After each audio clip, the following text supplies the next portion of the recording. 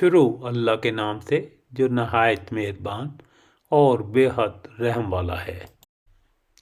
وہ ایسے بچھونوں پر تکیہ لگائے بیٹھے ہوں گے جن کے استر دبیز ریشم کے ہوں گے، پس تم اپنے پروردگار کی کن کن نعمتوں کو جھٹلاؤ گے۔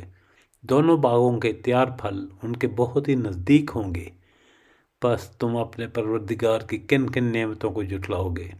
ان جنتوں میں نیچی نگاہ والی حوریں ہوں گی جس کو ان سے پہلے نہ کسی انسان یا جن نے چھوا ہوگا، پس تم اپنے پروردگار کی کن کن نعمتوں کو جھٹلاؤ گے۔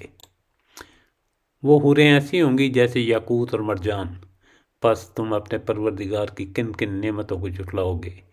نیکی کا بدلہ نیکی کے سوا اور کیا ہے، پس تم اپنے پروردگار کی کن کن نعمتوں کو جھٹلاؤ گے۔ ان دونوں باغوں کے علاوہ 2 باغ اور بھی ہیں، پس تم اپنے پروردگار کی کن کن نعمتوں کو جھٹلاؤ گے۔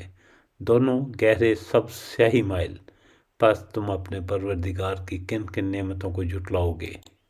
ان 2 باغوں میں جوش مارتے ہوئے 2 چشمے ہوں گے، پس تم اپنے پروردگار کی کن کن نعمتوں کو جھٹلاؤ گے۔ ان میں پھل کھجور اور انار ہوں گے، پس تم اپنے پروردگار کی کن کن نعمتوں کو جھٹلاؤ گے۔ ان میں اچھی سیرت صورت والی حوریں ہوں گی، پس تم اپنے پروردگار کی کن کن نعمتوں کو جھٹلاؤ گے۔ ان حوروں کو جنتیوں سے پہلے کسی انسان یا جن نے نہیں چھوا ہوگا، پس تم اپنے پروردگار کی کن کن نعمتوں کو جھٹلاؤ گے۔ وہ جنتی لوگ سبز رنگ کے بچھونوں اور خوبصورت گدوں پر تکیہ لگائے بیٹھے ہوں گے، پس تم اپنے پروردگار کی کن کن نعمتوں کو جھٹلاؤ گے۔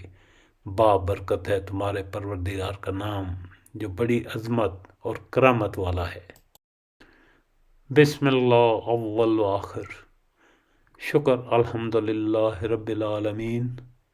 اس کے ساتھ ہی سورہ رحمان کا ترجمہ اور ریکارڈنگ مکمل ہو گئی ہے۔ اللہ تعالی ہماری سعی قبول فرمائے، آمین۔ ہمیں اپنی دعاؤں میں یاد رکھیے گا۔ شکریہ، والسلام۔